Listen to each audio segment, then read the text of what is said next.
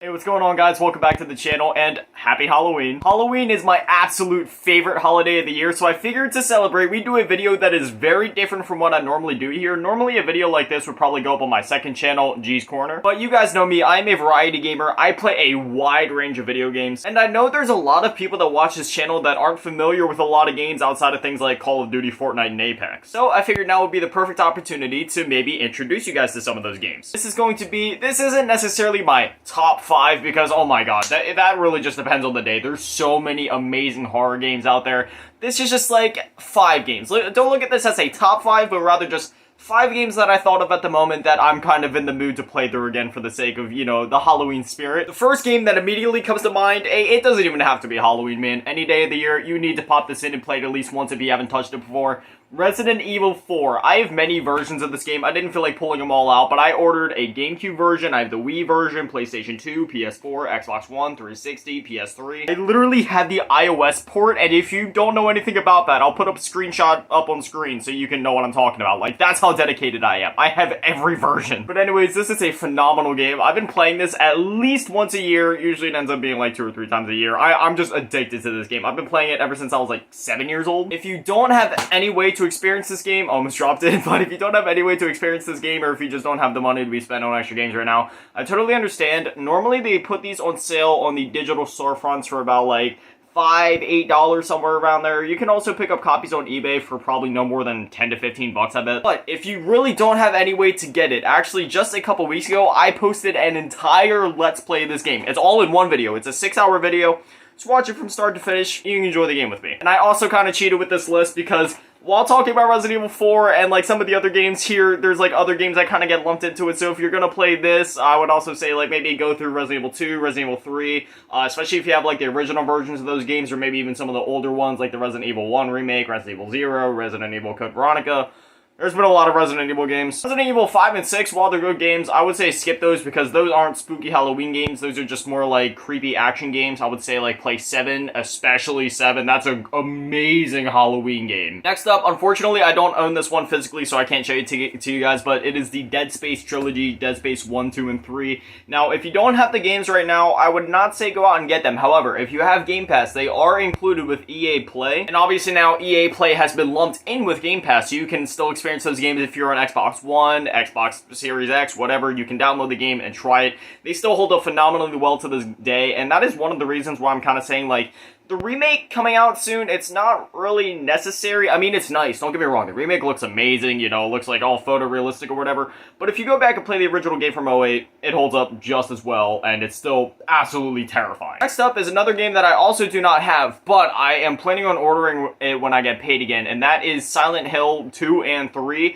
I'm going to be getting the HD collection because, let's be honest, dude, I'm not paying $400 for freaking Silent Hill 2 on PS2 or Silent Hill 3. I know that one's like $500 or $600 as well. Please, no matter what kind of collector you are, never spend that kind of money. The secondhand video game market is ridiculous. And there's also a remake of Silent Hill 2.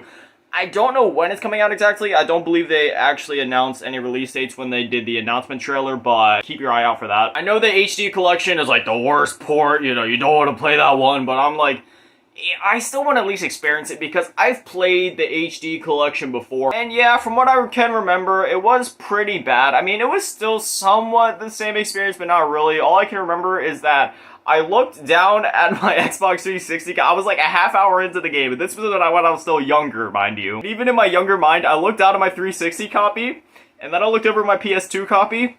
Immediately turned off my 360, turned on the PS2, and went to play the original. I was so disappointed with the HD collection. But it's something nowadays where I'm like, okay, I don't have Silent Hill 2 or 3 on PS2 anymore, unfortunately, and I still want a way to at least experience the original versions to some capacity.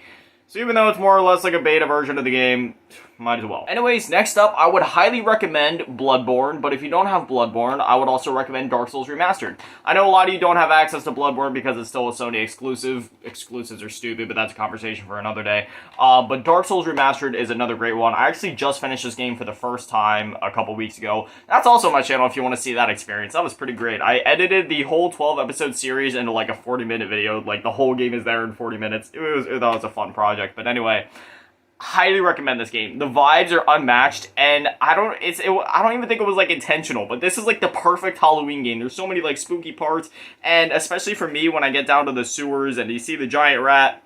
I have a huge rat phobia, literally made me cry. I haven't actually fully completed Bloodborne yet, but I've played like a couple hours of it before, and I can tell you, it even gives me goosebumps, and it takes a lot to, give me the chills and stuff like that, but dude, Bloodborne will do it. The atmosphere in that game, the sound design, just like the design of the enemies, and like how fast-paced it is, you're like always on your toes. It is a great adrenaline-pumping type of like spooky game, you know what I mean? My final recommendation, of course, is The Last of Us. I know this is gonna be on like a ton of people like Halloween lists. The second game I wouldn't say is perfect for Halloween, not as perfect as this, because this game leans more into like the horror and the creepy side of it, and like throughout the game, it's not necessarily a horror game. It's more, obviously the story is about the connection and story between Ellie and Joel, but like the creepy atmosphere of it all and like the clickers and all that, like that's a huge part of the game, like the whole creepy, spooky, on your toes atmosphere. However, if the other games I mentioned are just a bit too intense for you, I definitely recommend this one. This one, I'm not going to call it lighthearted, but it definitely has some more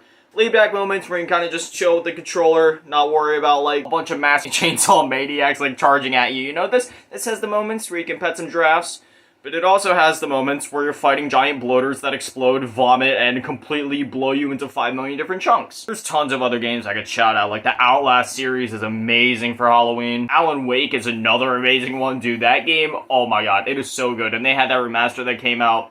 Phenomenal. The Amnesia games, Soma. I'd say Bioshock, maybe not Bioshock 2, but definitely like Bioshock 1, that would be a good one. At first I was gonna say Bioshock 1 and 2, but 2 is definitely a bit more action heavy. Bioshock 1 really has that like atmosphere. The Dead Island games are always great to revisit. Doom, The Evil Within, and The Evil Within 2. Oh my god, actually, I wish I would have made those part of my core list. Those games are so overlooked. I would also recommend Little Nightmares 1 and 2, possibly Limbo and Inside as well. Those are all like short within, you can beat them within like 2 to 4 hours.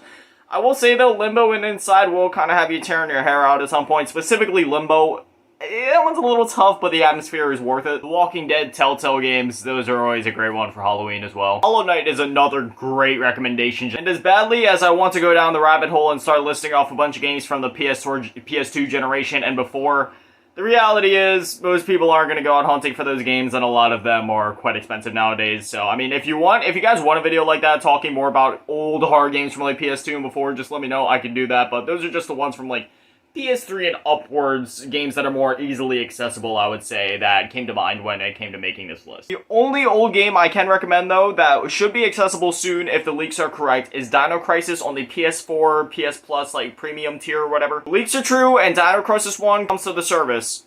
You need to play that one. Anyways, yeah, now I want to hear from you guys. What are your guys' go-to Halloween games? Do you guys have any that you just tend to revisit every single year around this time?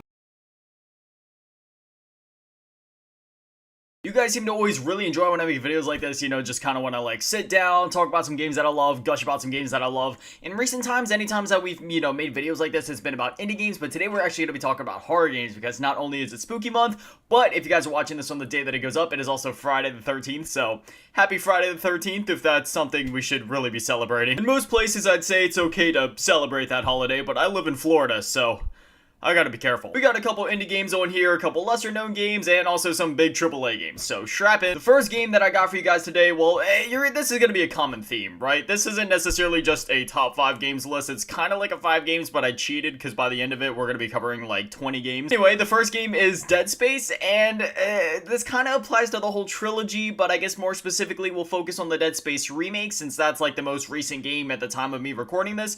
The Dead Space remake. Where do I even begin with this game? It is a remake of the all-time classic Dead Space. Unfortunately, we do not have confirmation as to if a Dead Space 2 or 3 remake are coming, and obviously if they do end up making a Dead Space 3 remake, that would be rather interesting. I love Dead Space 3. I'm one of the few people that can, honestly, truthfully say that.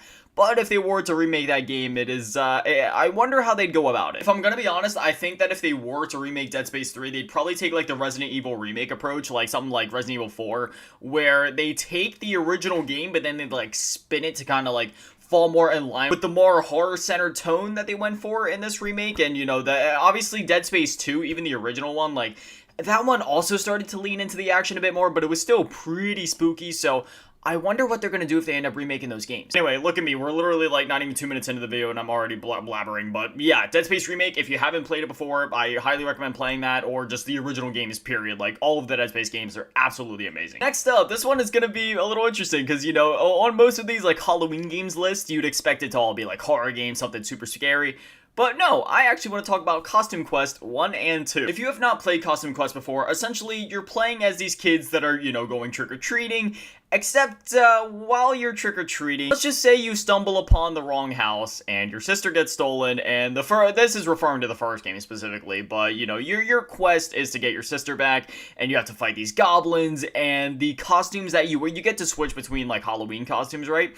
And depending on what costume you're wearing, you get like different abilities in battle, different actions, different moves you can pull off, and it's really cool. I don't want to spoil a whole lot because the game itself, the first game specifically, isn't very long. You can beat it in like 4 or 5 hours, so you know, the more I say about it, the more I'd be spoiling. It's one of those games that I highly recommend. Same thing with the second one. The second one's a little bit longer and it expands on the story. I'm not going to talk about the story for the second one just because obviously it's the sequel, so if I talk about that one, it might spoil some things from the first one, but I can highly recommend both of these games, and the gameplay is rather similar between both of them, but they're both absolutely amazing. Next up, I'm cheating. I've been cheating for all of the games so far, and now that I'm looking at my list, yeah, I cheated on all of these, but it's a loose 5 games, you know what I mean? It's like, here's 5 games, but you know, while I talk about one game, there's probably other games that can probably like tie into it or also apply here, and the same is, you know, goes for all of these games really. But the next one is Bloodborne, and while I'm talking about Bloodborne, I'll just go ahead and say it now. I would also recommend Demon Souls and Dark Souls 1.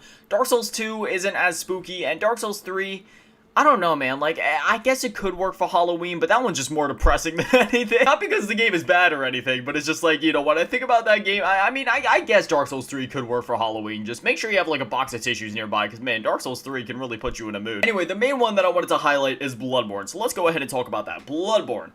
Oh, wow. Bloodborne. Like, I go to talk about the game, and I literally don't even know what to say about it. We'll just sum it up in a couple of words.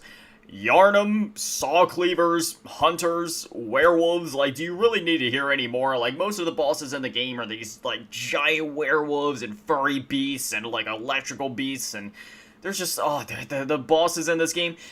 The one criticism that I've had for this game in the past is that the bosses can feel a little samey sometimes, but for the bosses that stand out, man, do they stand out. Now, this isn't a spoiler, but like the first boss of the game, for example, or one of the first bosses you can encounter in the game, like Father Gascoigne, oh my gosh, what a spectacular fight. The combat in this game is just, it's one of those things that I could praise for days on end. I absolutely love the combat in this game. It's lightning fast, and there's so many different ways that you can engage with the combat. So, you know, some people tend to criticize this game because there's not as many weapons in it, but then you have to remember the trick weapons in this game and how, like, every weapon in this game is essentially 2 or maybe even 3 different weapons. Not to mention the transform attacks, and there's just, there's so many things at play with this game's combat system. It's so good. You know a game is good when I'm sitting here literally like pulling on my hair, getting overwhelmed, trying to think about what to talk about this game and what not to talk about, because like, it's one of those games where like, talking about certain things could be considered a spoiler, but on the other hand, it's like, there's so many things to talk about that it's just like, my brain goes all over the place when I try to. It's an absolutely amazing game, and if you haven't played it before, I highly recommend that you play it this Halloween, and if you have a PlayStation 4 or 5, it is also available through the PlayStation Plus Extra catalog.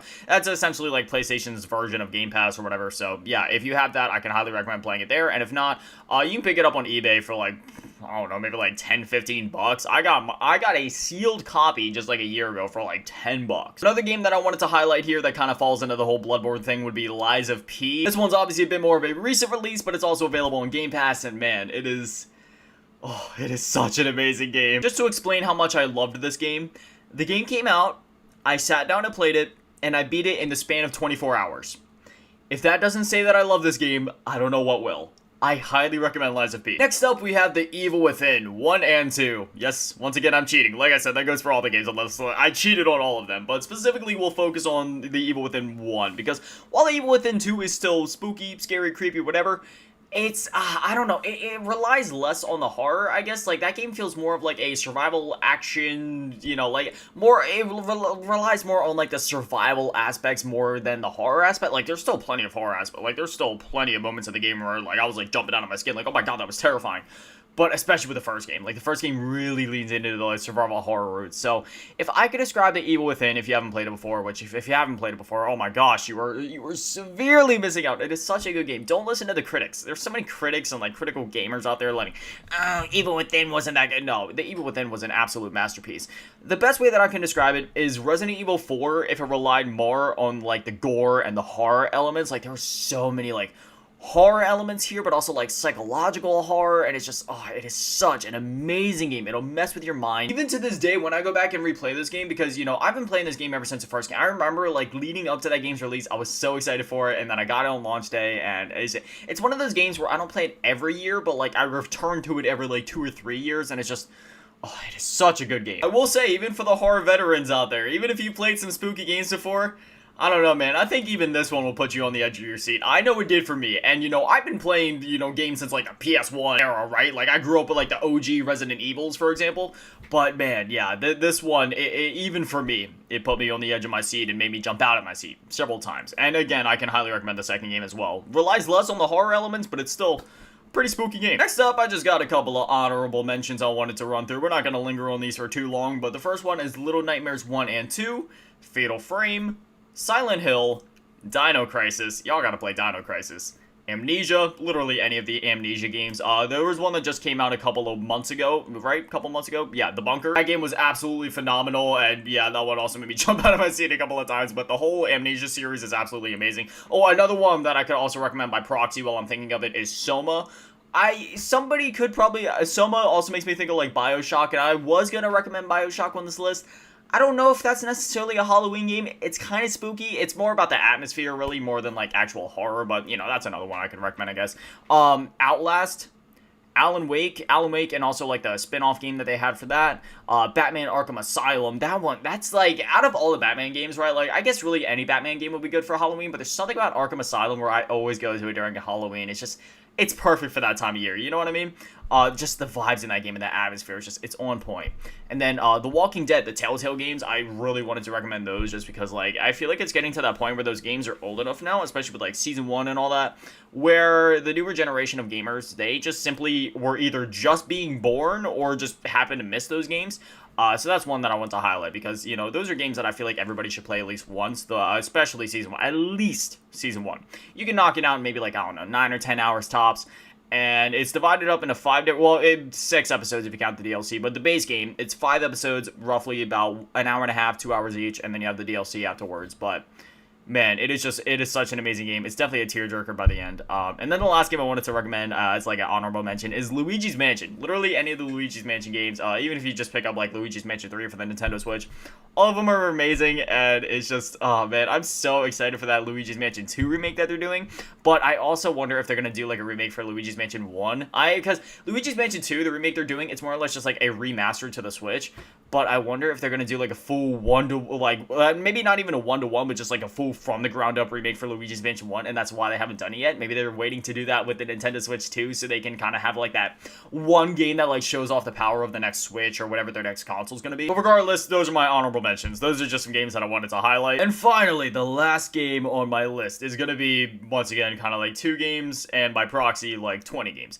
But anyway, Resident Evil 1. So the trailer that I'm going to put on screen is the Resident Evil 1 remake, because as much as I would love to recommend and say, hey, go out and play the original, there's a couple of issues. So first off, not only is the original one not necessarily as easily accessible, the only real ways that I can think of to play it outside of, you know, emulation and those means, would be through like PlayStation Plus Premium, for example, or if you have a PS3 still and you like buy it through the PSN store.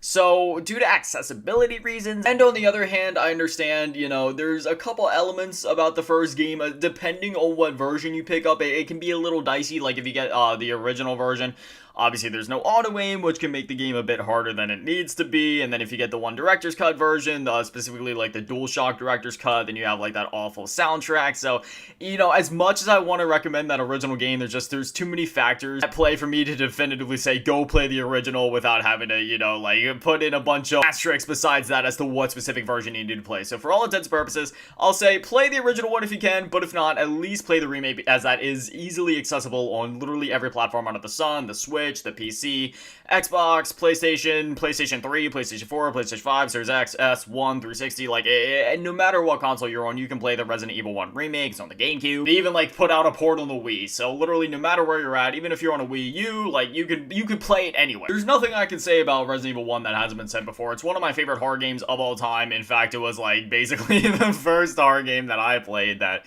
you know, really got me into the genre and what made me fall in love with Resident Evil way back in the day.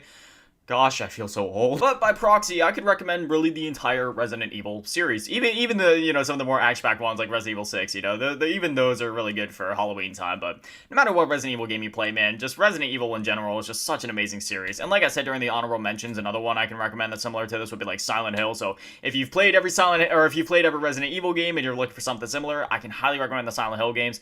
And vice versa. If you played all the Silent Hill games and want something similar, I can highly recommend the Resident Evil games, especially like the early ones. But yeah, all of them are absolutely amazing. And hey, if you've been waiting to pick up Resident Evil 4 Remake, I'm sure it's going to go on sale soon. And if it hasn't, then keep your eyes out, you know, during like Black Friday and such. I'm sure it's going to go on sale. But it's definitely the perfect game for this time of year, man. Resident Evil 4 Remake, easily my game of the year. But anyway, that was 5. Technically like 20 or 25 games that I can recommend that you guys play this Halloween. So now I definitely love to hear from you guys. What are some games that you tend to play during this time of year? What are some games that you would recommend to somebody during this time of year? Whatever it is, whatever thing, and I definitely love to hear from you guys.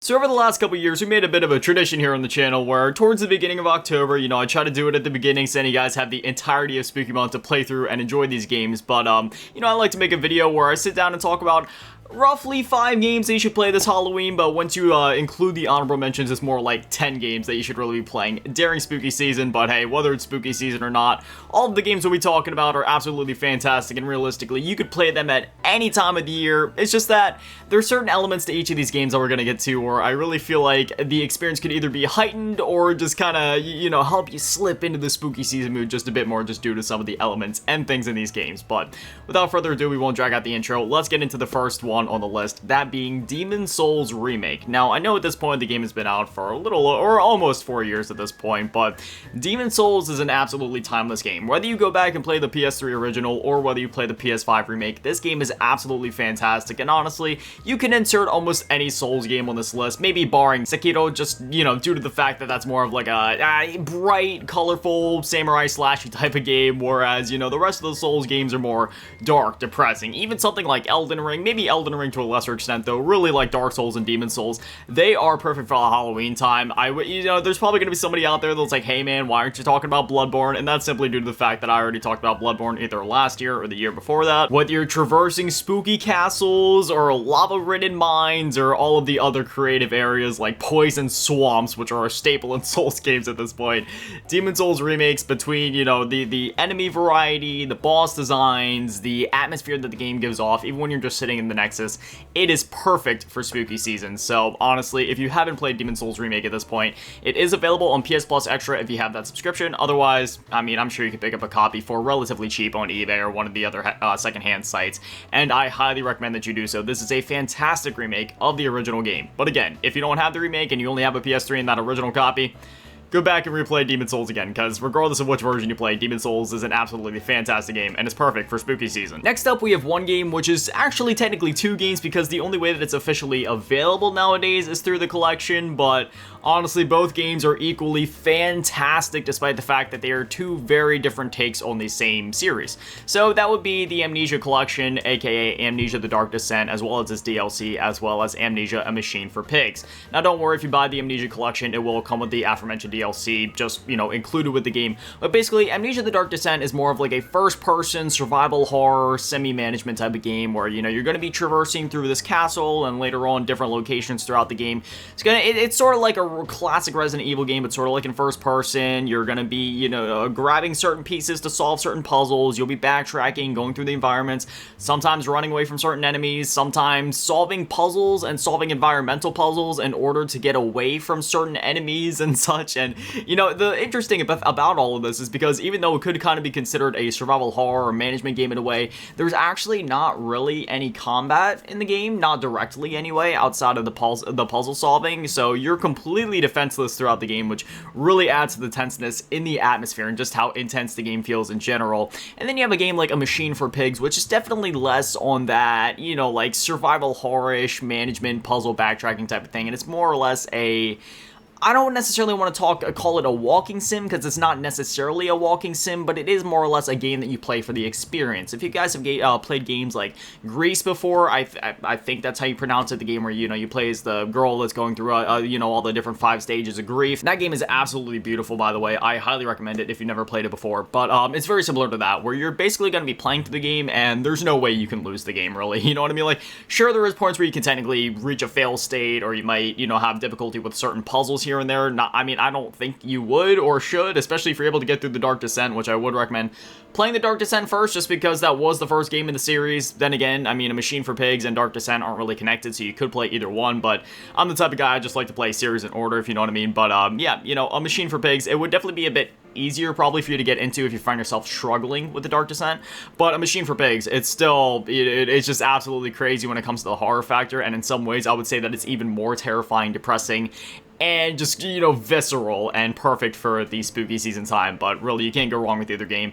They're both great for spooky season, so if you're gonna pick up one, well, you don't have a choice. If you're picking up one, you're picking up the other, just because the only way to get this game or these games would be through the Amnesia Collection. So once you play these, also make sure to try out some of the later entries in the series, those being Rebirth and The Bunker, the latter of which being absolutely terrifying, and then Rebirth, you know, that one's definitely a bit less terrifying. It's still terrifying, and there's still a lot of horror elements in it, but The Bunker will literally give you a heart attack. So yeah, check out the Amnesia series if you have not before. Next up, we got a bit of a little fun and quirky one, just because I always like to throw in at least one of these games. Last year, I threw in Costume Quest and Costume Quest 2.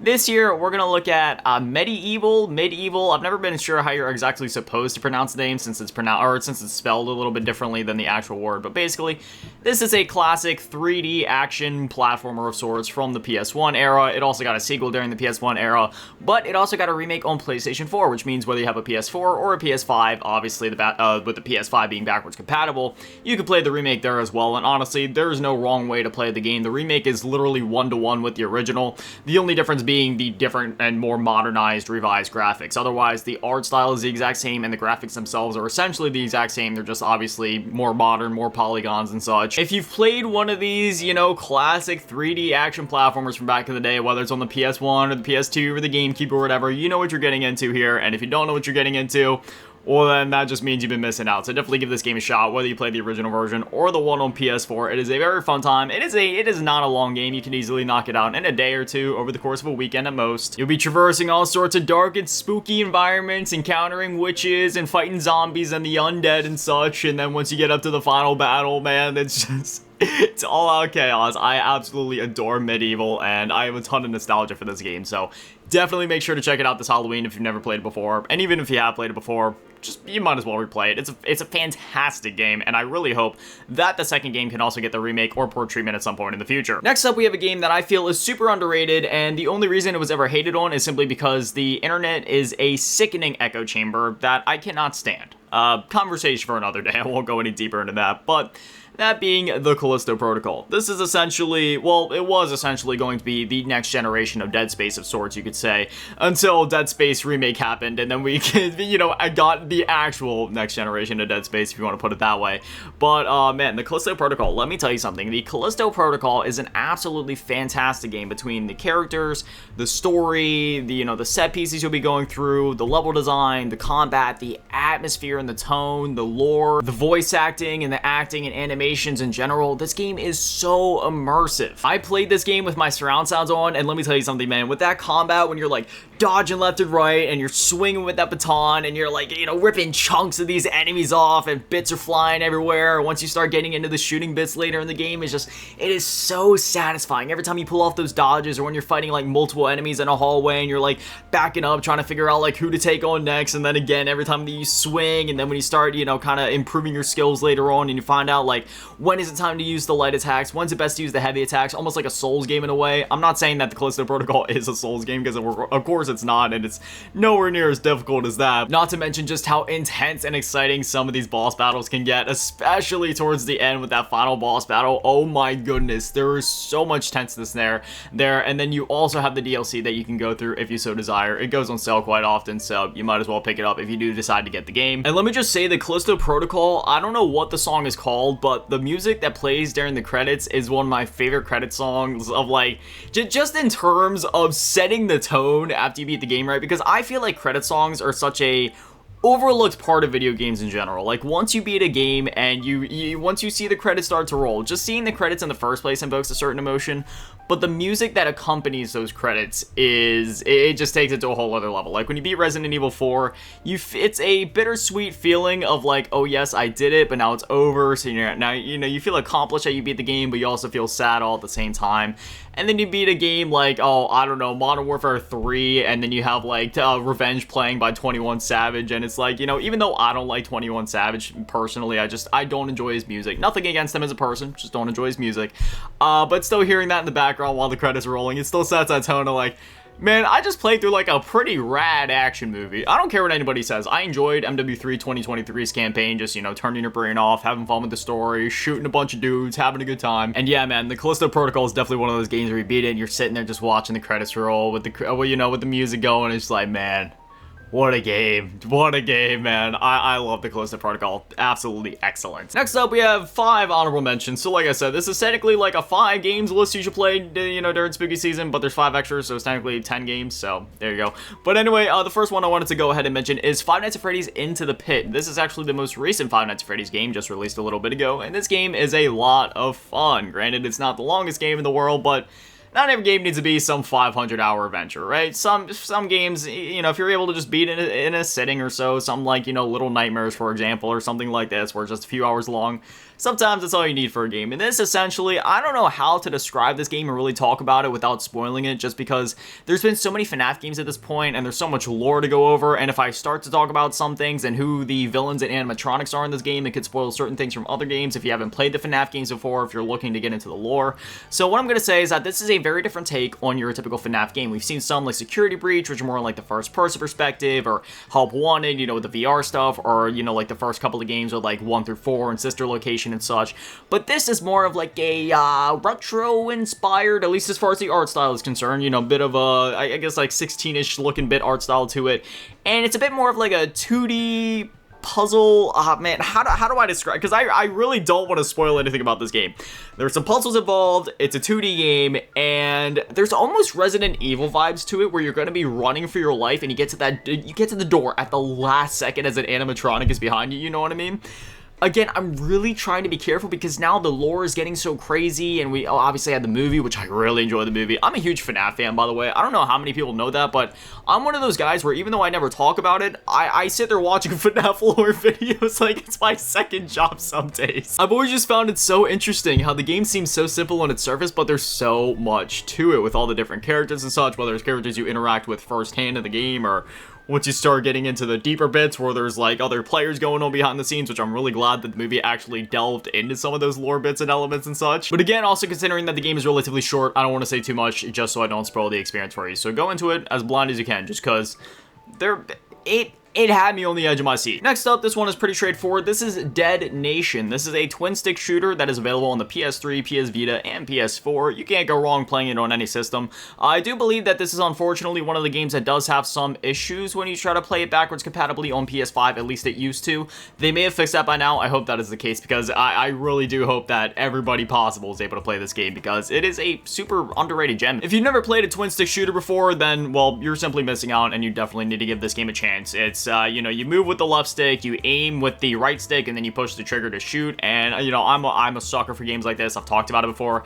Games like Dead Nation, Alienation, just twin stick shooters in general. Absolutely love and adore them. So check this game out if you have the chance. It is a lot of fun, and once again, it's not too long. You can easily beat it in a day or so. Next up, we have Pumpkin Jack, and I'm not going to talk too long about this one because it's relatively similar to Medieval, which was already on the list earlier. But similar to that, 3D action platformer. You're going to be playing as the the main man, Pumpkin Jack. If I remember hearing correctly, this game was also only developed by one person, which is very impressive. Much like a lot of the other games on the list, this one also is not too long, could easily knock it out in a day or so, and I have seen it on sale a number of times, but it is a very fun game and definitely worth checking out and trying if you haven't played it before. And once again, even if you have played it before, it's spooky season. Might as well give it another go. The next game I was considering putting on the list, and then I was like, is this really spooky season? And then I was like, yeah, you know what? I feel like this one does kind of fit the whole spooky season theme. That being Bloodstained Curse of the Moon. Now, obviously, there's also a sequel to this, so if you end up enjoying the first one, you could go on to play the second one, which I would also highly recommend. But Bloodstained Curse of the Moon is essentially a prequel game to Bloodstained Ritual of the Night. But Ritual of the Night, you know, it's a bit of a longer game, and it does go for a bit of a different art style. Whereas with Curse of the Moon, I wanted to highlight this one specifically just because I feel like that classic NES Castlevania 8-bit style really does harken to, it just really does lean into the spooky side of things. I don't know what it is, it's just the lower bit aesthetic just feels even spookier and creepier to me. You know, again, is this game necessarily trying to be a horror game? No, but similar to other games on this list, it really does just lean into the spooky atmosphere or the unsettling vibes at the very least. If you're unfamiliar with Castlevania games, which is a spiritual successor to created by some of the original creators of the Castlevania games, essentially, you know, you're going to be going through the levels, and, you know, if you've ever heard the term Metroidvania before, half of the term Metroidvania, the Vania part, comes from Castlevania. You'll be going through the levels, you'll definitely want to do a good bit of exploring. Unlike Metroid, where there's a lot of backtracking, there's not as much backtracking here in Bloodstained Curse of the Moon, but you're still going to be picking up different abilities for your characters, different weapons you can use against certain bosses. Certain bosses will be weak to certain elements, whereas other ones will be different. You know, like, for example, there's also different uses that characters have. Like, I can think towards the end of the game, there's this one part where normal characters aren't necessarily able to jump across certain gaps in order to get certain power-ups, but the one character is able to turn into a bat, and then you can, you know, fly as that bat and go get those abilities and such. Don't worry, that's not too much of a spoiler because you do end up finding out about that ability relatively early on in the game, and then there's like other modes you can go through. You know, you can play the game once and get to the credits and have that be it, or you can go back through and experience like another version of the story and sorts, and there's a bunch of other things to go for, so there's a lot of surprising depth there beyond even that first playthrough. And you also have to consider the fact that this game constantly goes on sale for like maybe $5, if not less. It's a very cheap game. It's not the longest game in the world, but you can get a lot of replayability out of it, especially if you go back in, dive into the different story elements, try to dive into the lore a bit more, do the different challenge modes that they have built into the game, and, you know, mess with all the different abilities and such. Again, a lot of surprising amount of depth and replayability in a game that seems simple enough on its surface, at least when you go through it for the first time. I'd highly recommend giving this game and its sequel, Bloodstained Curse of the Moon 2, a chance, and even Ritual of the Night if you get to that one. Again, that one feels less spooky in my opinion than the Curse of the Moon games, but it's still an absolutely fantastic game, and again, does harken back to those classic days of Castlevania if you ever played this before. And if even not, if you've just been considering getting into the Castlevania games, or if you never maybe even, you know, played a Castlevania game or even thought about playing one before, I mean, Bloodstained Ritual of the Night would be a good way to kind of get your toes wet, you know, kind of dip your feet in the water and get into the genre. And then finally, for the honorable mentions, we have Guns, Gore, and Cannoli. In this game, it's sort of like a 2D shooter of sorts. You're going to be shooting some mob enemies, and you're also going to be shooting a bunch of zombies, and I will say, depending on the difficulty you choose, it can become pretty challenging by the end. If you just play it on the normal difficulty, you'll still probably be relatively challenged enough, but you know, if you're familiar with games like this, or if you play games like Contra before, which I'm not comparing this to Contra by any means, Contra like the NES, for example, is definitely more difficult than this game, but just that style of like 2D shooter with some platforming and such, then you should at least kind of have an idea as to what you're getting yourself into here. And if you play on the normal difficulty, again, it will require some skill, and if you try to dial it up a bit, I promise you will have one heck of a time by the end just because of how many enemies get thrown on screen. It's never BS or unfair, by the way, either. Like, you know, I went through the game on normal difficulty. I did die like a handful of times, but I wasn't too challenged overall just because, you know, I've played games like this before, right? Whether it be the original Contra or Contra 3 on the SNES. The game is a lot of fun. There's a lot of different weapons you can mess with too. You know, you got like rocket launchers and Tommy guns, and if you haven't been able to tell, this obviously it takes place during like, you know, like the Mafia times, and there's a lot of references to like the Mob and Godfather and stuff like that. Me, a huge fan of the Godfather, whether we're talking the movies or like the games from back in the day, I absolutely adore the Godfather, so anytime that they threw out one of those references, I caught on immediately, and it got a great laugh out of me. I can highly recommend this game and its sequel, Guns, Gore, and Cannoli 2. They're a ton of fun, they have a lot of charm, and they're perfect for spooky season. And finally, we have one where you're gonna look at it and you're gonna be like, Grotesque, what are you talking about? And that's the thing, I can't tell you what I'm talking about. You're gonna see it, you're gonna be like, what? And that, it's just, it's unfortunate that I can't say more about this, but Doki Doki Literature Club. I mean, yeah, you know, there's a trailer on your screen right now. You're looking at it. You're like, what in the world? Why are you recommending this for spooky season? And I cannot tell you. And people in the comments, if you've played the game before, please don't spoil it.